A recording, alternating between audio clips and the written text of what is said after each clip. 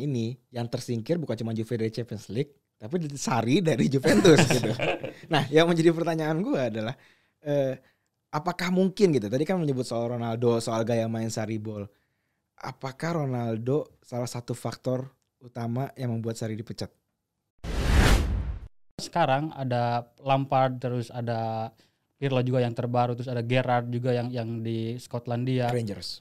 Terus ada Solskjaer, itu juga generasi mereka itu cukup berada di antara pergeseran sepak bola akhir 2000 menuju era baru lah, bisa dibilang era baru sepak bola modern.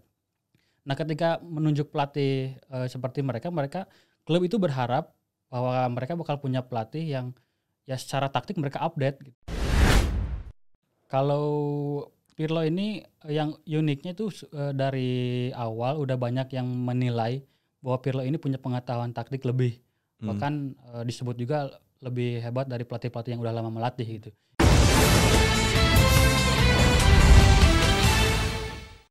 Kembali lagi di Super Soccer Podcast. Masih bareng gue Rifki Randa dan juga Evan Simon. apa kabar Van? Masih baik. Masih baik. MU menang malam ya? Itu yang bikin gue masih baik. Oke. Kalau tanpa itu gue buruk berarti hari ini. Di episode 24 sekarang nih Van nih, kita gak berdua. Ada lagi teman kita yang di berapa episode sebelumnya ya? 2 episode sebelumnya. Itu siapa Van namanya Van?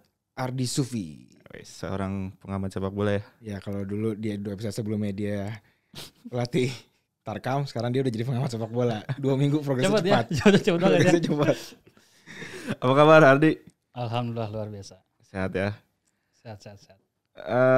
Akhirnya kita bisa berkumpul bertiga lagi. Kita ngebahas sesuatu yang lagi rame-ramenya nih 1 minggu kemarin ya Pan ya. Yang bahkan mungkin baru berapa hitungan jam nih dari rekaman kita ya. Iya dong, belum sampai 24 jam. Lalu hasil Liga Eropa. Tadi disebut oleh Rifki, United menang 1-0 dari Copenhagen. Walaupun dengan susah payah dan sampai extra time. Dan golnya penalti lagi. Iya, penalti lagi. Mungkin Kang Ardi punya pendapat. Emang kenapa sih dengan penalti? Vouchernya belum habis ya. Manchester United itu nama memang sudah diciptakan untuk United kayaknya. Tapi sebenarnya kalau yang namanya penalti itu tetap gol gitu. Oh iya. Kita tidak bisa merendahkan dalam tanda kutip bahwa MU menang hanya dengan penalti. Itu bukan hanya penalti, itu ketika gol tetap gol. Tapi gini, banyak orang yang bilang United itu kan dapat penalti tuh sampai 20 lebih gitu. 21. Menurut orang-orang penalti itu sebenarnya banyak yang soft. Pelanggaran soft gitu. Sehingga orang berpikir bahwa ini MU mah diuntungkan nih soalnya klub-klub lain pelanggaran soft nggak dapet. Gimana tuh? Berarti sebenarnya secara kalau itu kan berarti pandangan dari wasit ya, tergantung pandangan dari wasit. Ketika si wasitnya memang merasa itu pelanggaran dan misalnya di momen lain itu tidak pelanggaran, itu memang tidak bisa disalahkan MU-nya. Kalau menurut gue sih itu. Tapi kalau ketika MU kenapa bisa sering dapat penalti, berarti sebenarnya secara strategi kan kalau gue nonton ya, walaupun gue nggak terlalu intens nonton MU, si MU ini walaupun jarang menyerang, tapi mungkin memang punya pemain-pemain yang ketika di dalam kotak penalti, kalau menurut gue itu tipe dribbler, stylish juga. Dia tipe penyerang yang memang sering pegang bola gitu, bukan yang dapat peluang shooting, dapat peluang langsung melakukan tembakan, tapi mereka bisa justru dribbling dari luar kotak penalti ke dalam kotak penalti, dan itu juga yang kebanyakan sering terjadi akhirnya penalti kan. Dia dribbling dari luar kotak penalti lalu dilanggar, tapi secara entah itu pelanggarannya soft atau harusnya nggak pelanggaran, tapi itu secara ibaratnya secara taktik, secara skema ya itu memang menjadi salah satu cara alternatif ya untuk mencetak gol ketika ya misalnya dalam hal ini MU nggak bisa mencetak gol dalam proses lain gitu ya. Kalau misalnya memang harus menjatuhkan diri gitu ya, walau ada istilah diving yang seolah-olah itu kotor, tapi untuk mengincar sebuah kemenangan menurut gue sih itu sah-sah aja. Ya karena kalau misalnya dalam cara bertahan seorang back ya, belajar dari mana lu? Kan gue seorang pemain juga, Van. Ya tapi kalau lu bicara ilmu berarti kan lu belajar teori. Iya, gue kan belajar SSB juga diajarin, itu. Terus dari klub pro juga diajarin. Jangan sampai nih yang nggak denger nganggep lu cuman membual Ki gitu. Kan bahaya citranya. Kalau disebutin bahaya juga. Sebutin apanya? Klub-klub yang pernah. Oh, pindah-pindah dia. Dari hunter.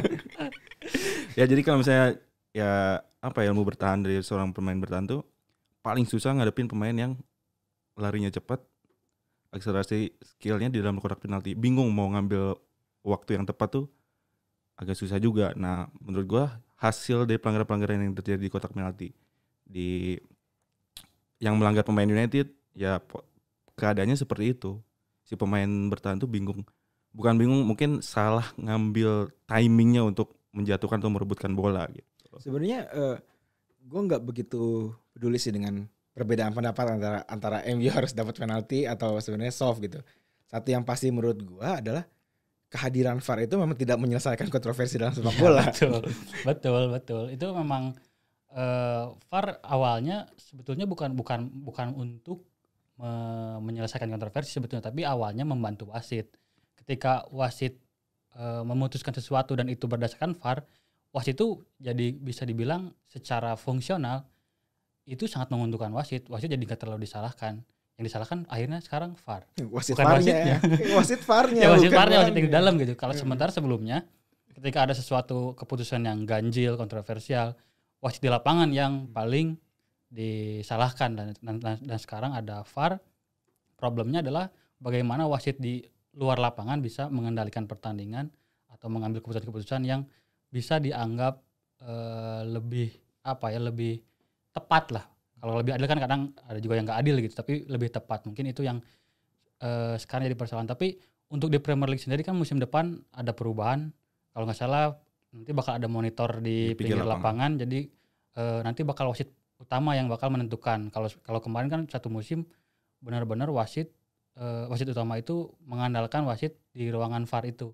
Nah mungkin musim depan khususnya di Premier League bisa lebih tepat dalam tanda kutip untuk keputusan-keputusannya. Gue pengen sedikit meluruskan sih. Jadi walaupun itu masih ada layar di pinggir lapangan, si wasit utama cuma bisa ke situ ketika si wasit di control room bilang bahwa kayak gue ragu juga sih, coba deh lu lihat sendiri gitu.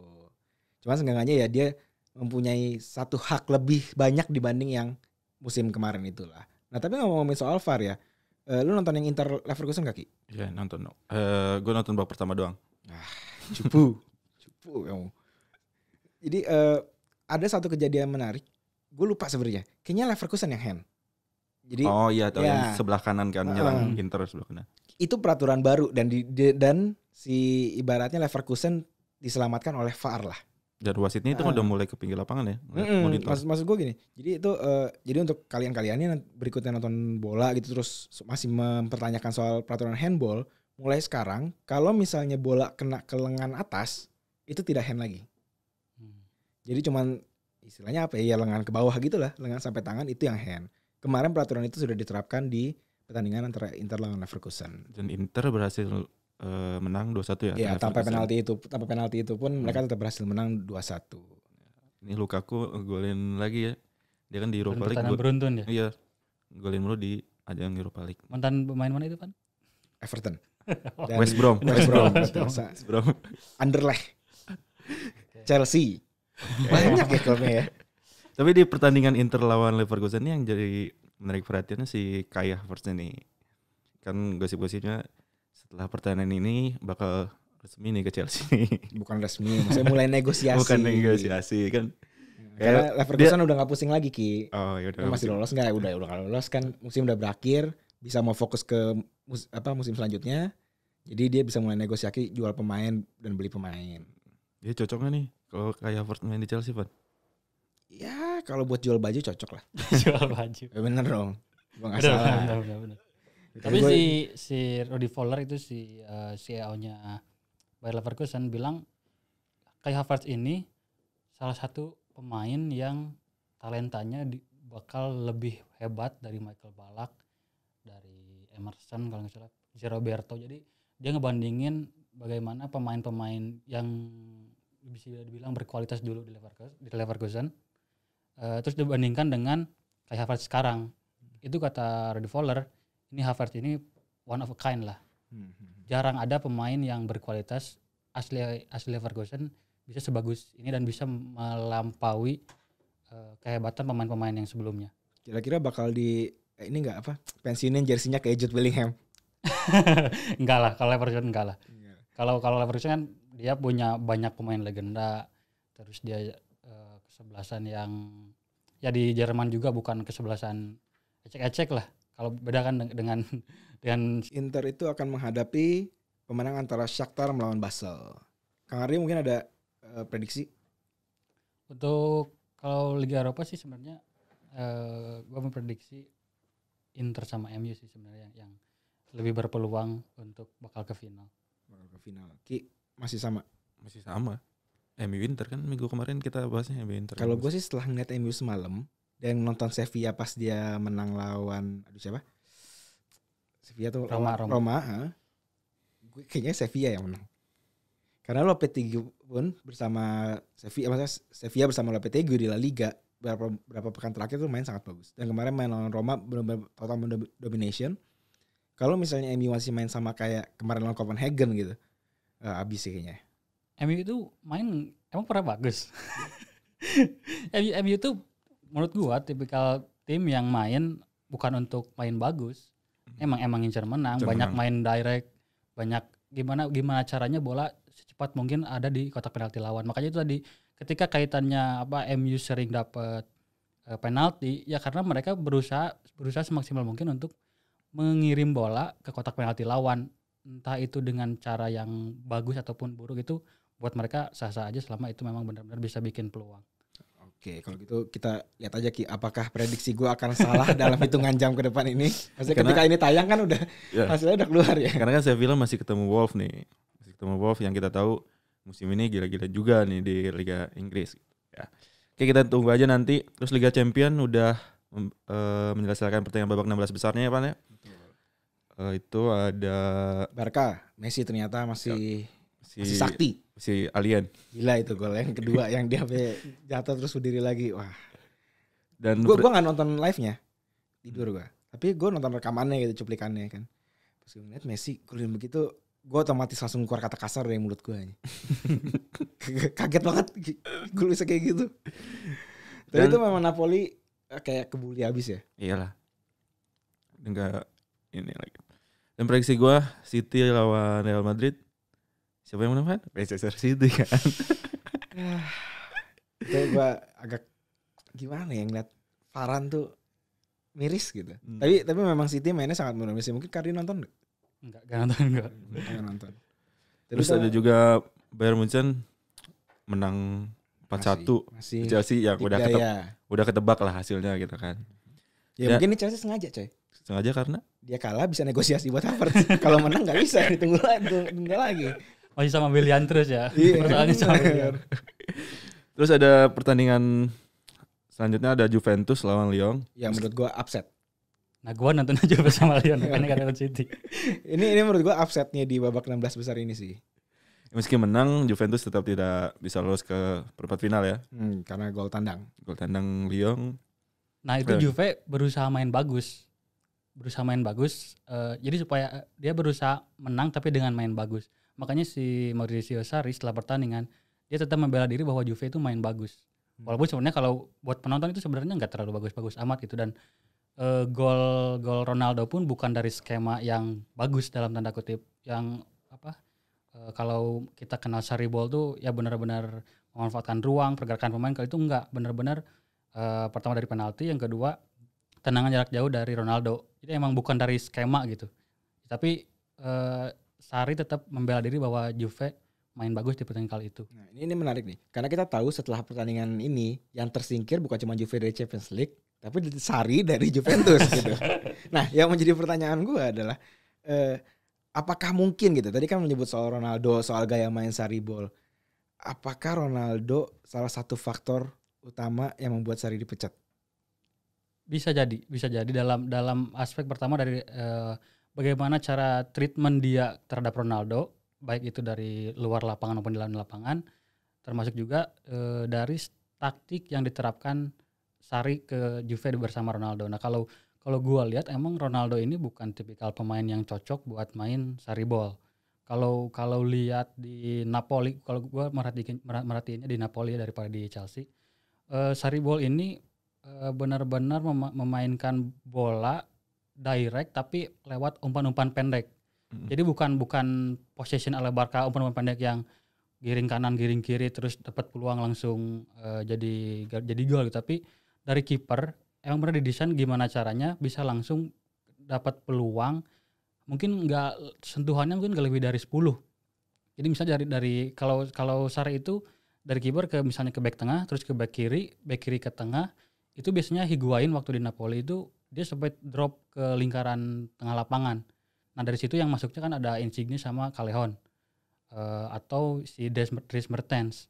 Nah di Napoli itu seperti itu. Nah sementara di Juve itu pergerakan pemainnya cenderung statis. Ronaldo dia lebih sering ada di kotak penalti dibanding misalnya dia harus turun ke tengah lapangan. Kemarin ada Higuain, ada Ronaldo juga.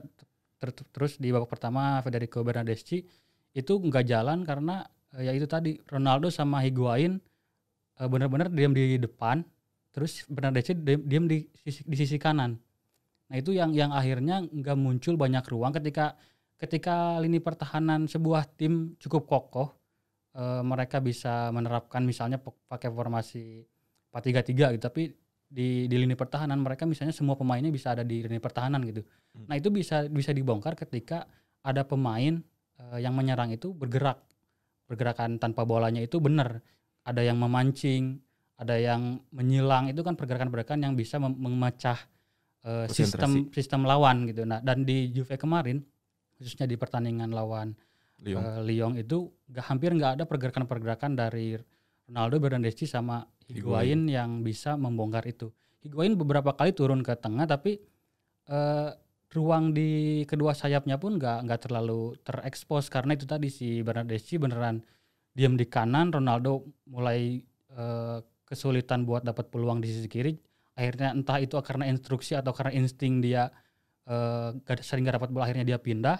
Dan gol Ronaldo pun yang gol kedua itu dari tengah gitu. Sementara dia di awal itu formasinya 4-3-3 di sebelah kiri karena Higuain di tengah. Jadi memang secara sistem ini Ronaldo gak bisa masuk ke Sarriball ala Sarri.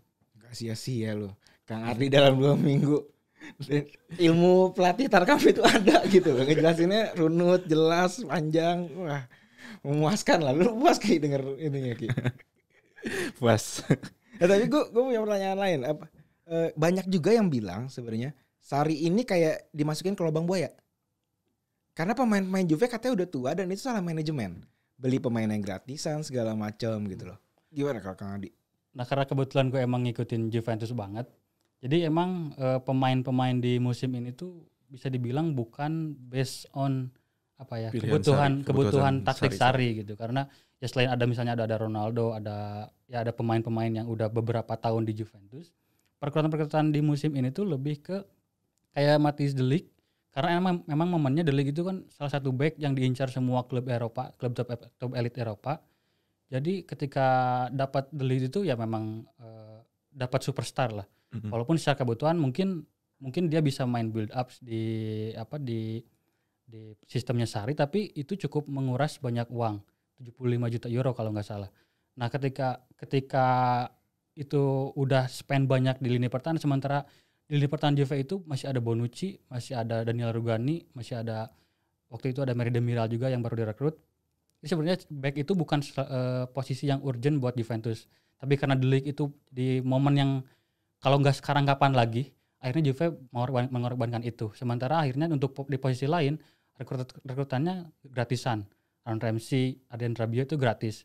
Terus ya lebih ke faktor ekonomik lah dibanding taktik. Sementara untuk taktik itu kan awalnya pengen Jorginho juga.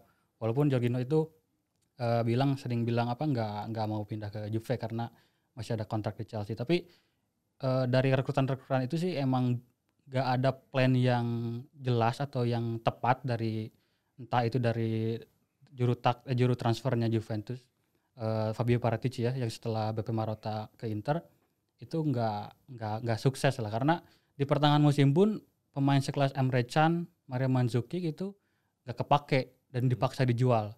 Paulo Dybala juga hampir dijual itu ke MU. Hampir ke MU. Hampir ke MU, ke Tottenham itu karena ya itu tadi ketika transfer plan mereka nggak berjalan dengan baik, apalagi Higuain juga asalnya nggak dibutuhkan karena dia baru balik dari Chelsea juga kan waktu itu, tapi nggak bisa dijual juga, benar-benar kayak apa ya, cukup sporadis lah akhirnya transfer Juventus, dan itu yang berdampak ke Sarri gitu. Akhirnya Sarri dapat pemain yang sebetulnya bukan sesuai dengan kebutuhan dia.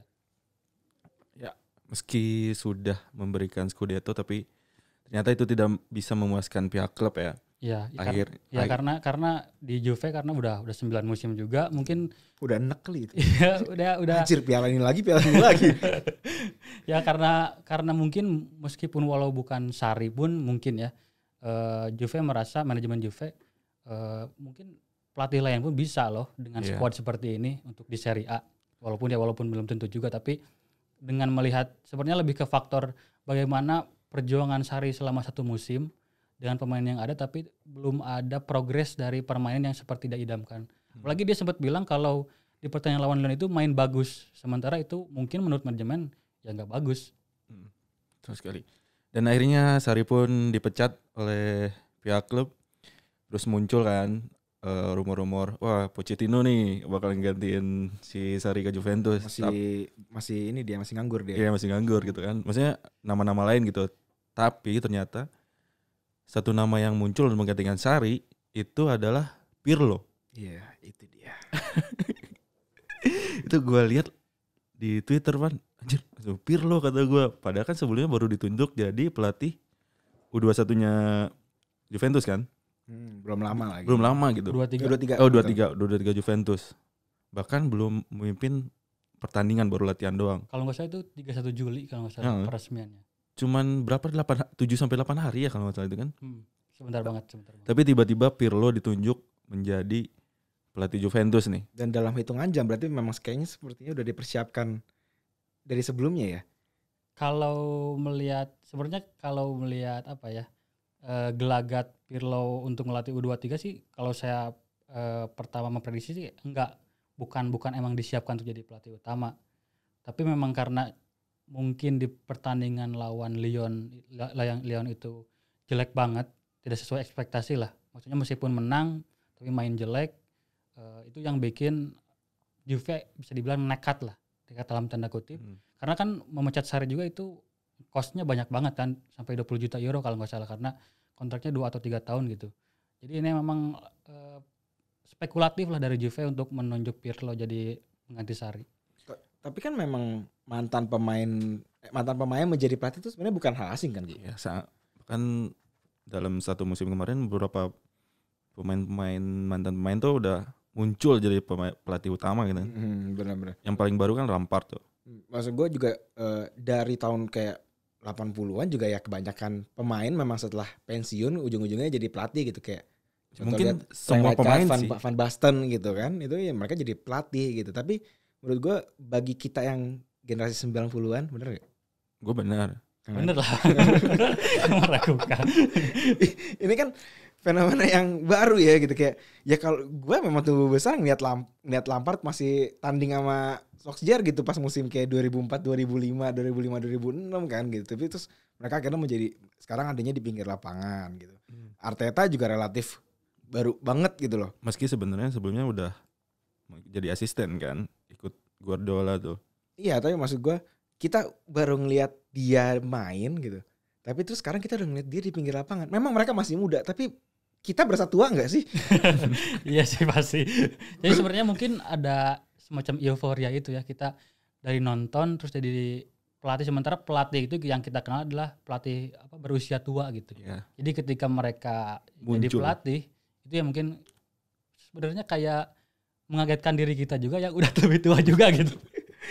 6 tahun lalu gue masih foto sama Pirlo tuh pas dia tur ke Indonesia dan dia masih jadi pemain gitu, pelatihnya masih Allegri. Sementara Pirlo sebenarnya udah 41 tahun dan itu pun emang udah usia seorang pelatih kepala gitu. Dan menurut gue agak emes aja sih tiba-tiba nama-nama ini muncul kembali gitu dan langsung megang klub gede gitu kan. Dan sebenarnya sih kalau kita ngeliat berkaca dari Inggris deh gitu. Lampard, Solskjaer, Arteta, ya relatif musim pertamanya sukses lah, musim pertama fullnya, terutama untuk Solskjaer ya. Itu relatif sukses menurut gue. Lampard juga berhasil di 4 besar. Arteta berhasil di juara FA Cup. Jadi menurut gue ini kayak menjadi fenomena baru dan Juventus menjadi klub terakhir yang mengambil langkah yang serupa. Dan tapi kita nggak bisa lupa Ki, maksud gue yang pertama kali banget seenggaknya nih di abad ke-21 ini gitu. Yang mengawali itu menurut gue Guardiola. Udah ikonnya dia. Iya. Dan langsung muncul bisa bawa Barcelona meraih La Liga, Liga Champion gitu kan. Itu menjadi prototipe ya sih. Dan kemudian disusul lagi sama Zidane. Oh, yang dari legenda klub berarti ya? Jadi pada saat legenda klub nggak punya banyak pengalaman dulu di klub, misalnya pernah bawa prestasi apa gitu. Paling banter menurut gue kalau misalnya taruh di antara nama-nama tadi kita udah sebut, paling banter ya Lampard karena dia udah bawa derby ke final playoff. Udah itu doang. Sisanya bener-bener paling cuma megang klub bawahnya lagi apa? Revolusia lah, Barca B, si Guardiola, Zidane, Castilla gitu. Tapi kemudian ketika dia naik ke sebagai pelatih utama tim senior, itu gelarnya bukan kaleng-kaleng cuy. Guardiola treble. Malah six tuple ya. Iya, sekalian UEFA kayak gitu kan. Zidane 3 kali Liga Champions berturut-turut. Itu menurut gue fenomena yang sangat menarik gitu. Ditambah dengan si orang-orang bilang yang si Mikel Solskjaer dan si Lampard itu positif juga untuk musim pertamanya. Menurut gue jadi gak aneh gitu ketika Pirlo ditunjuk sebagai pelatih Juve. Ya kan karena menunjuk mantan-mantan pemain untuk menunggangi timnya itu kan bisa dibilang mereka bisa membawa modul-modul lah, ilmu-ilmu yang mereka dapat ketika mereka merasakan kejayaan sebagai pemain gitu. Kayak mungkin etika mereka ketika di klub gitu. Terus cara-cara melatih dari pelatih-pelatih yang melatih mereka dengan nama besarnya kayak Solskjaer sama si Ferguson.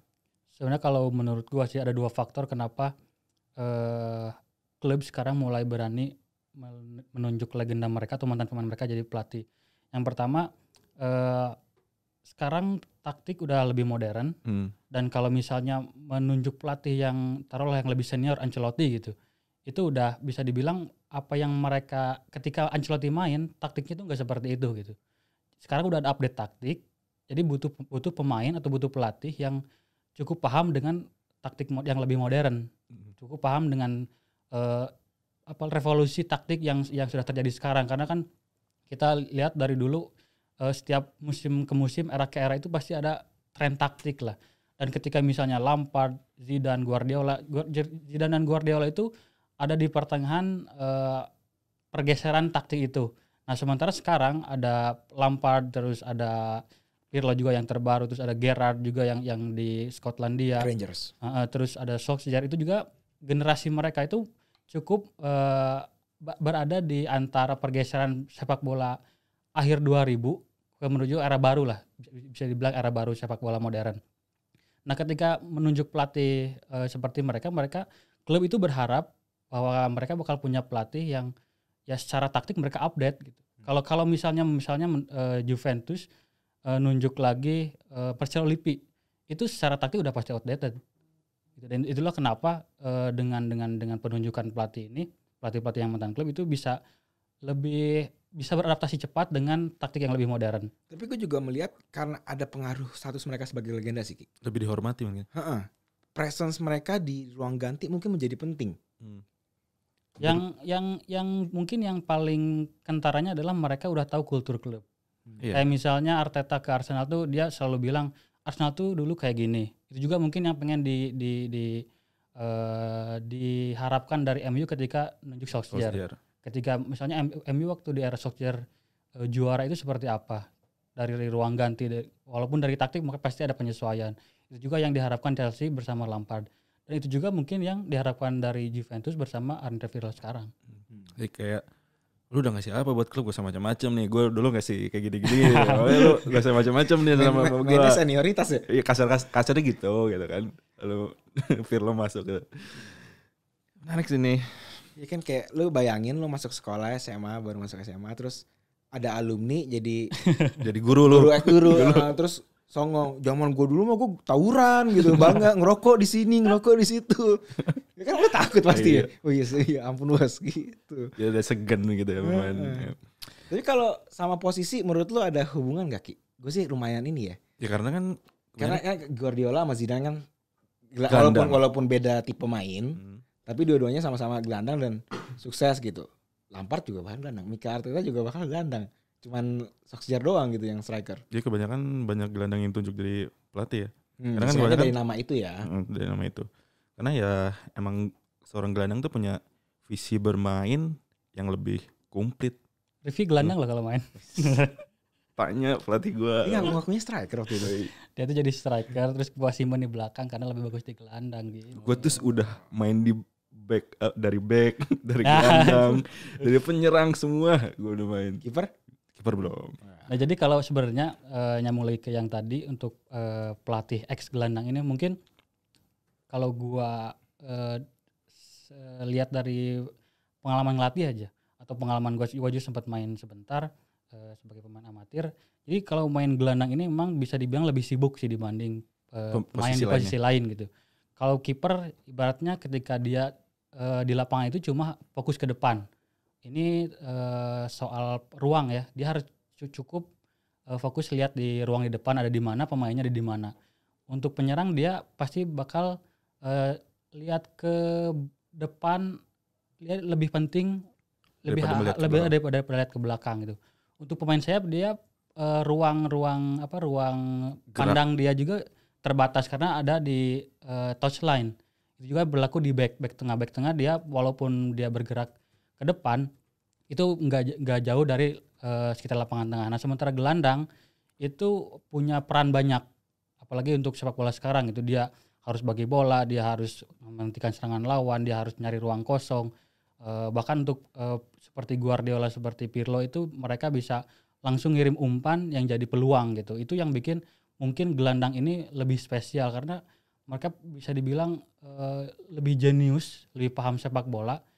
Karena mereka lebih mikir mungkin daripada misalnya untuk winger mungkin mereka cukup lari-lari sprint cepat, dapat bola, eksekusi selesai. Tapi kalau gelandang mereka harus nyari ruang dulu, mereka harus kontrol bola dulu, mereka harus lihat temannya di mana. Karena itu gelandang itu walaupun sekarang udah ada build up dari belakang, bagaimanapun gelandang yang paling menentukan untuk eksekusi akhir serangan itu akan diarahkan kemana. Jadi dan harus mengatur tempo juga, kapan harus menyerang, kapan harus bertahan, kapan bisa mengatur lu mau pressing sekarang atau enggak nih. Kalau misalnya kita lagi gagal menyerang, lu mau pressing di atas apa di santai dulu di bawah. Nah itu peran gelandang seutuhnya tuh. Mikirnya tuh banyak gitu ya. Ya IQ-nya lebih tinggi mungkin ya. Ini kita masih asumsi. Tapi sebenarnya dari teori konspirasi tersebut gitu. Tapi selama berarti Pirlo punya potensi untuk mengulang kesuksesannya si Guardiola dan Zidane. Kalau gue sih setuju bisa mengulang kesuksesan Guardiola dan Zidane sih. Kalau Pirlo ini yang uniknya tuh dari awal udah banyak yang menilai bahwa Pirlo ini punya pengetahuan taktik lebih. Bahkan disebut juga lebih hebat dari pelatih-pelatih yang udah lama melatih gitu. Itu jadi seolah jadi semacam jaminan bahwa Pirlo pun dengan posisinya sebagai seorang gelandang bertahan, terus karirnya juga yang udah hampir mendapatkan segalanya, ya Pirlo bisa meraih kesuksesan sebagai pelatih juga. Tapi yang menarik nih, ternyata Pirlo itu belum punya lisensi UEFA Pro yang menjadi syarat untuk megang tim di divisi pertama Liga Eropa. Itu bakal berpengaruh banyak gak? Walaupun dia tuh ditargetkan menyelesaikannya Oktober nanti. Tapi untuk sementara, jadi klub ini urusan birokrasi segala macam mungkin yang secara legalnya ya ditangani oleh asistennya Roberto Baronio. Nah, apakah fakta ini kira-kira bakal mempengaruhi mental state-nya mungkin pemain Juve atau pendukung Juve? Kalau soal lisensi kayaknya sih nggak terlalu apa ya? Memang kalau yang gua tahu soal UEFA Pro ini setiap pelatih bakal ngajuin tesis kan. Tesis yang bakal diuji juga kan, yang namanya tesis pasti diuji. Tapi dengan penilaian Renzo Olivieri itu bisa dibilang apa ya, kepala akademi pelatihnya di Italia, Pirlo ini udah punya cukup kapasitas untuk menjadi pelatih. Itu setidaknya jadi garansi bahwa secara akademis Pirlo itu udah memenuhi syarat gitu. Dan itulah kenapa ketika Juve menunjuk Pirlo sebagai pelatih itu bukan jadi sebuah masalah gitu, karena udah dapat garansi dari yang ngasih lisensinya itu sendiri gitu. Itu yang bikin sebenarnya untuk pemain misalnya mereka pun nggak akan terlalu memandang sebelah mata, karena ya Pirlo loh, dia udah dapat segalanya, Piala Dunia, Liga Champions beberapa kali. Jadi pemain pun bakal pada tetap respect. Ibaratnya formalitas doang kali ya? Ya enggak dong. Iya dong. Kalau lisensi emang sebenarnya formalitas. Kalau lisensi emang karena kalau di Indonesia pun sebetulnya gue pernah baca analisisnya atau risetnya teman-teman di Stadion Siliwangi, pelatih yang lebih sering bawa juara Indonesia sebelum era ISL itu justru pelatih-pelatih yang lisensinya bukan lebih tinggi. Gitu. Misalnya lisensi A waktu itu kan belum ada AFC Pro. Itu justru yang lebih berhasil tuh kayak lisensi B, karena dulu kan belum ada strata khusus ya untuk tertinggi. Dulu yang masih ada nasional kalau nggak salah. Dan makanya pelatih kayak Jajang Nurjaman itu bisa berhasil padahal lisensinya ketika AFC nggak memenuhi gitu. Jadi sebenarnya lisensi itu memang bisa dibilang formalitas gitu. Ketika Persib dilatih sama Dejan Antonik UEFA Pro, tapi hasilnya nggak bagus. Itu berbanding terbalik ketika sama Jajang Nurjaman yang secara lisensi di bawah gitu. Jadi emang lisensi ini bisa dibilang formalitas. Nah, si Pirlo ini pernah bilang kan di bukunya, di autobiografinya, bahwa dia tuh sempat gak mau jadi pelatih. Tapi setelah dia ikut ilmu kepelatihan di Coverciano ini, itu kan lulusan Coverciano banyak kayak Gattuso juga ada di situ, Maurizio Sarri. Ternyata sekarang malah jadi pelatih gitu. Semangat jadi pelatih gitu kan. Yang sempat gue baca juga itu Pirlo mulai lebih tertarik ke dunia kepelatihan itu setelah dilatih Conte. Karena dia mikir kalau wah seru juga kayaknya untuk gue bisa kayak Conte gitu. Jadi mungkin buku Pirlo itu entah sebelum rilisnya setelah dilatih Conte, tapi dari dianya sendiri sempat bilang bahwa Conte ini melatih Juventus waktu itu dengan cara yang bisa dibilang membangkitkan ketertarikan dia ke pelatih. Fun fact sih, Conte itu juga lulusan Coverciano cuy. Jadi Coverciano tuh yang gue dapat ya, info yang gue dapat tuh memang semacam elitnya sekolah sepak bola di Italia lah. Jebolan-jebolannya udah terjamin gitu. Salah satunya ya Sheva bahkan di Ukraina sekarang, Don Carlo, Mancini gitu, Spalletti. Dan tadi nama juga udah disebutkan kayak Sarri, Nesta. Karena mungkin yang lulusan di Coverciano itu lebih bisa beradaptasi dengan taktik karena mereka nggak dikasih buku panduan. Kayak kan kalau di Indonesia misalnya itu ada semacam silabusnya, semacam ya ada kurikulumnya yang harus diikuti dari kayak misalnya kemarin yang gue ikutin di D itu udah ada harus bagaimana cara membangun serangan itu udah harus ada gitu. Nah sementara di Renzo Olivieri bilang di Coverciano ini kita nggak ngasih buku pegangan. Siapa tuh Renzo Olivieri? Renzo Olivieri itu kepala akademi pelatihnya si FEGC. Nah jadi dia itu nggak ngasih buku pegangan buat pelatih, buat peserta kursus kepelatihan ya supaya mereka itu bisa kreatif. Karena kalau mereka bikin kurikulum itu belum tentu 2 tahun 3 tahun ke depan tuh bakal update gitu, bakal useful lah buat dipakai di masa itu gitu. Makanya setiap pelatih yang ke Coverciano ini pasti bakal kebingungan kata dia.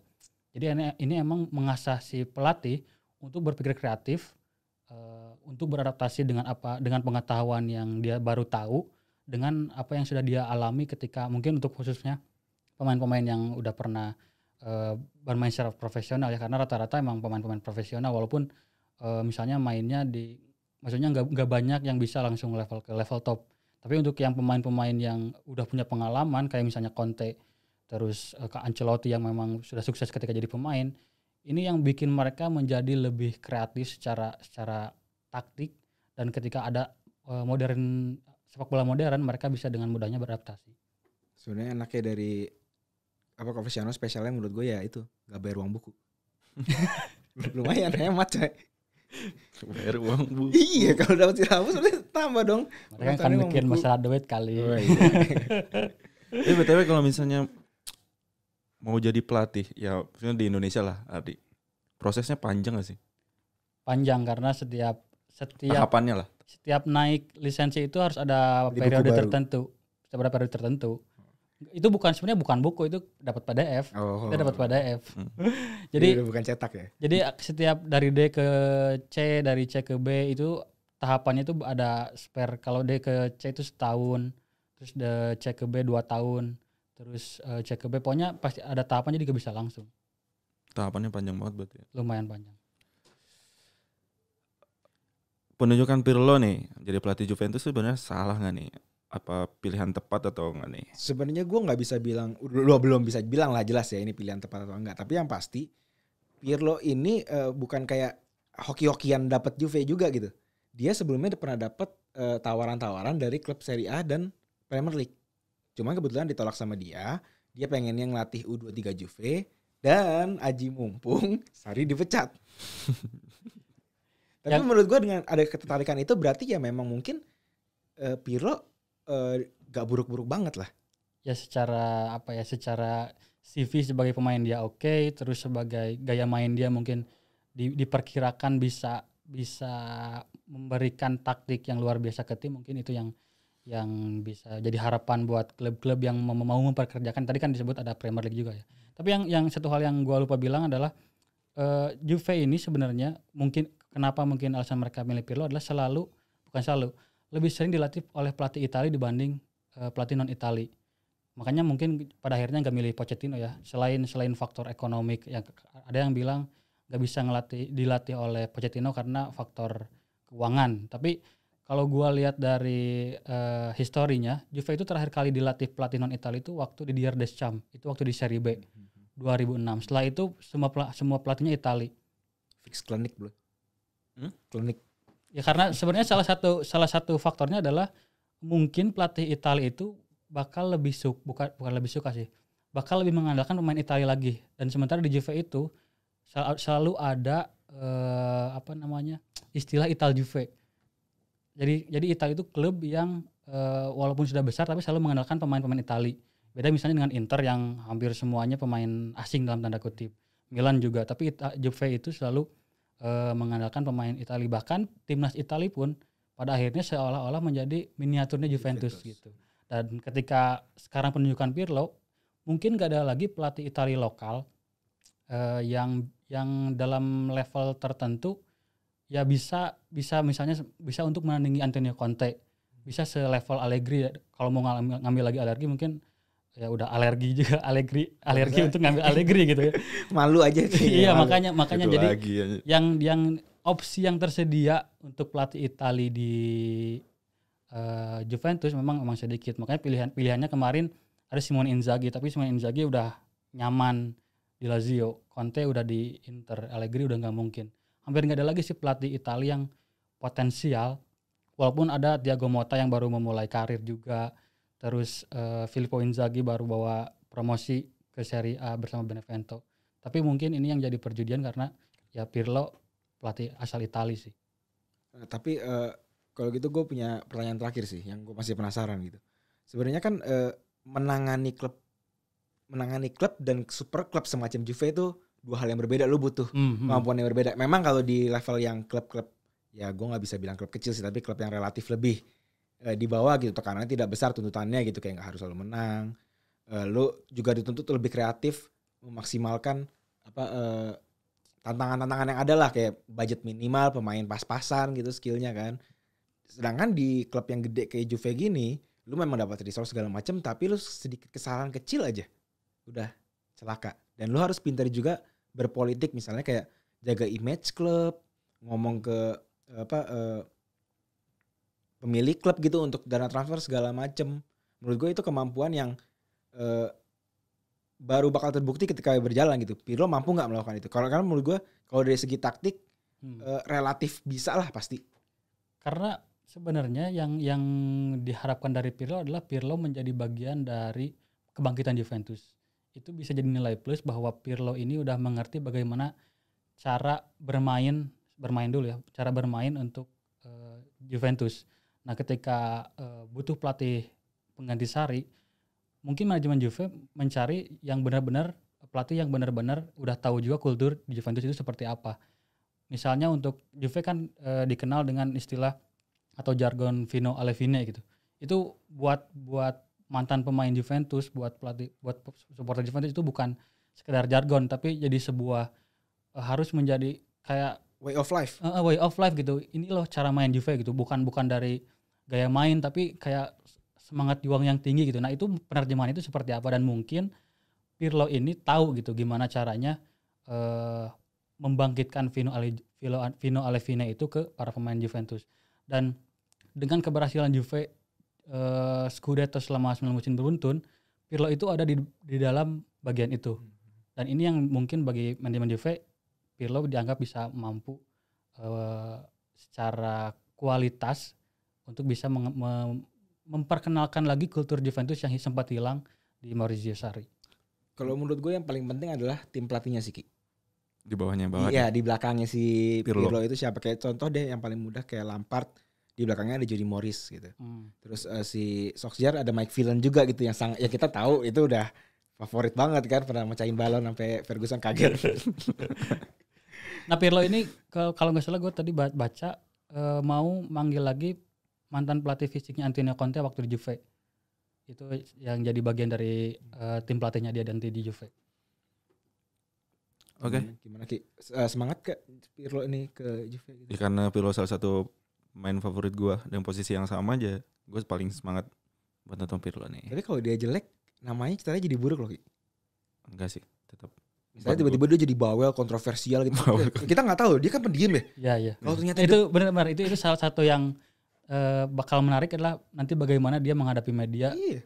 Yang apalagi dia melatih Juventus dengan ekspektasi tinggi, terus dia harus mengomentari banyak hal, mengomentari banyak pemain juga, itu bakal unik juga sih nanti. Kalau tiba-tiba dia setengah Mourinho gimana lu? Lu masih cinta kalau baca bukunya sih ngehe. Iya. Kalau baca bukunya karena biasa orang yang pendiam tuh kalau udah ngomong bahaya. Hati. Oke, kita tunggu aja nanti gimana Pirlo ya menukangi Juventus. Pertandingan itu bakal mulai kebanyakan akhir September ya. Ya, kurang pertengahan karena Liga Premier League 12 dari pertengahan sampai akhir September tuh udah mulai kick off ya liga-liga top Eropa. Kita tunggu aja nanti sekali lagi, dan meski kompetisi udah beres, kita masih bisa melihat pertandingan Liga Premier ya. Masih ada cuplikan dan konten-konten eksklusif lainnya, Ki. Betul sekali. Di Mola TV, tinggal download aja aplikasinya di Google Play Store dan App Store, dan pilih paket langganan hanya mulai dari 12.500. Dan memang Premier League lagi libur sih, tapi lo masih bisa nonton China Super League. Oh iya betul. Anti mainstream dong. Nonton Vela ini kita. Iya, buat apa nonton Liga Champions, Liga Eropa, udah bosen. Nonton Vela ini hat-trick lagi Van nih pekan ini. Bisa jadi. Oke, terima kasih Ardi. Sama-sama, terima kasih juga. Sebelum tutup. Udah, terima kasih. Gak apa-apa. Kenapa? Gue punya satu alasan lagi kenapa lu harus subscribe ke Mola TV gitu. Karena kita tahu ada satu pelatih Itali yang sangat sukses di Liga Super Cina. Fabio Cannavaro. Gitu. Ya. Oke. Cukup ya, Van? Ada lagi? Cukup. Oke, sampai ketemu lagi di episode selanjutnya. Bye-bye. Bye.